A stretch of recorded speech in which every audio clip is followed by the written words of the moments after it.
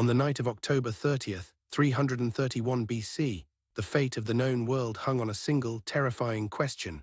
How does a young king from a backwater nation defeat an empire that outnumbers him 5-1?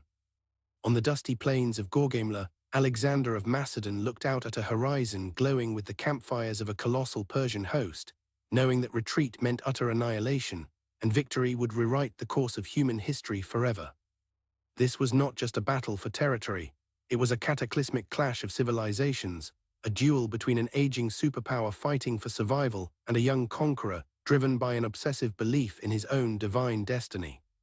For 2 years, Alexander had been tearing through the western satrapies of the Persian Empire, carving his name into the ancient dust of Asia Minor, Syria, and Egypt. But Darius Roman III, the King of Kings, was no longer content to send his generals to do his fighting. He had spent months mobilizing the full, terrifying might of the Achaemenid Empire, summoning conscripts from the nomadic steppes of Central Asia, battle-hardened cavalry from Bactria, elite immortals from the Persian heartland, and even war elephants from the borders of India. Darius knew that to stop the Macedonian juggernaut, he needed to choose the perfect arena, a place where his overwhelming numbers could surround and crush the invaders. That chosen arena was Gaugamela, a vast, flat expanse near the ruins of ancient Nineveh in modern-day Iraq. Unlike the narrow coastal passes of Issus, where they had previously fought, this open plain offered no natural obstacles to limit Darius's massive army. To ensure absolute victory, Darius went so far as to deploy hundreds of laborers to level the terrain, removing trees, rocks, and ridges to create a perfectly flat racetrack.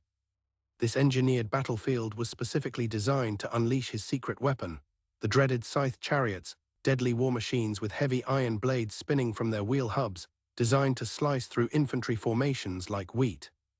As night fell before the battle, the contrast between the two camps could not have been more striking. Darius, terrified of a surprise night attack in the pitch black, ordered his entire army to stand in full battle gear, awake and alert through the long, freezing hours. The endless lines of Persian soldiers stood shivering in the dark, their nerves fraying with every passing hour, listening to the howling wind and imagining the Macedonian assault.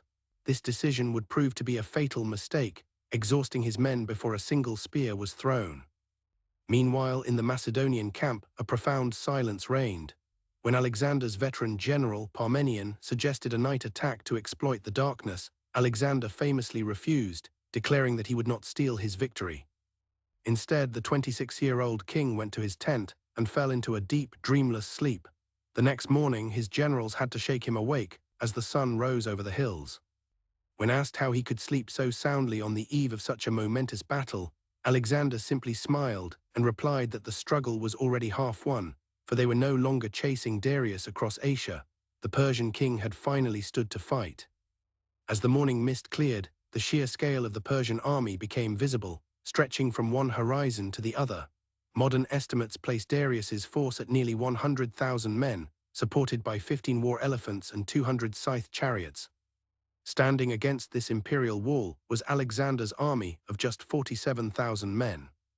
To the average soldier looking out from the Macedonian lines, the Persian front was so vast that it overlapped their own flanks by miles, threatening to wrap around them and swallow them whole the moment the battle began. But Alexander possessed an instrument of war unlike any other, the Macedonian phalanx. These were not mere conscripts, but highly trained professional soldiers armed with the sarissa, an 18-foot-long pike made of flexible cornel wood.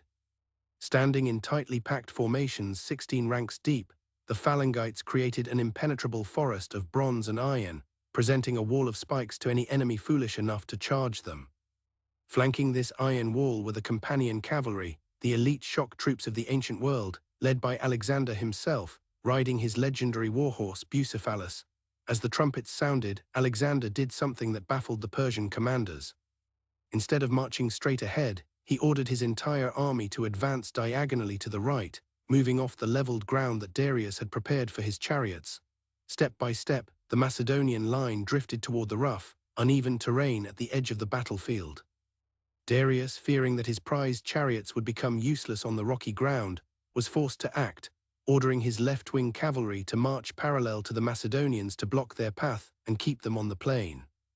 Desperate to disrupt the Macedonian advance, Darius ordered his scythe chariots to charge.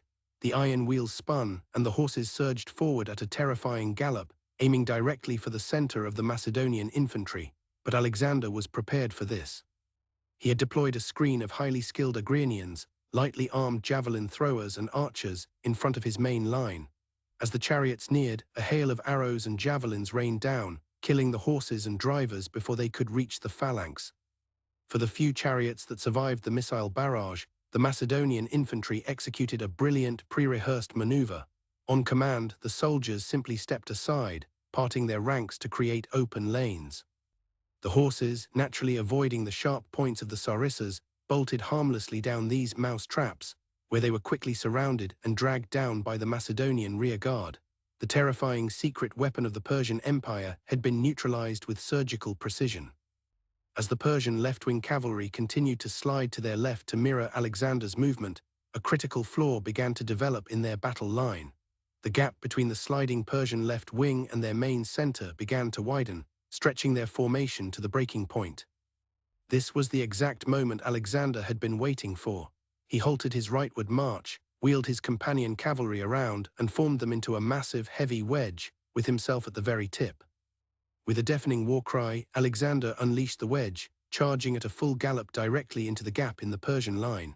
Behind him, the formidable infantry phalanx charged as well, their long pikes leveled, chanting their terrifying battle cry. The speed and violence of the assault were overwhelming.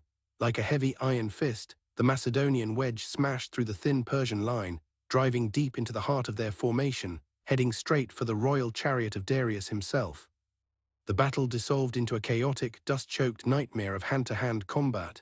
The air was thick with the smell of sweat, blood, and iron, deafened by the screams of dying men and the thunder of thousands of hooves. Alexander fought like a man possessed, his white-plumed helmet visible through the dust as he cut his way toward the Persian king. Darius's royal bodyguard fought desperately to protect their sovereign, throwing themselves in front of the Macedonian spears, but the momentum of the wedge was unstoppable. Darius looked out through the swirling dust and saw the terrifying sight of Alexander, blood-spattered and relentless, closing the distance. Around the royal chariot, the ground was piled high with the bodies of his most loyal nobles. Panic seized the King of Kings. Realizing that his guards were failing and that his own life was in imminent danger, Darius turned his chariot around and fled the battlefield, leaving his army behind to fend for themselves. The sight of their king fleeing sent shockwaves of panic through the Persian center. The royal standard was gone, and the word spread like wildfire through the ranks. The King of Kings had abandoned them. The disciplined Persian center began to crumble, turning into a frantic mass of men trying to escape the advancing Macedonian phalanx. But just as Alexander was about to pursue Darius and capture the emperor, a desperate message arrived from his left flank. While Alexander had been striking his decisive blow, the Macedonian left wing, commanded by the aging General Parmenion, had been completely surrounded by the elite Persian right-wing cavalry. Outnumbered and cut off, Parmenion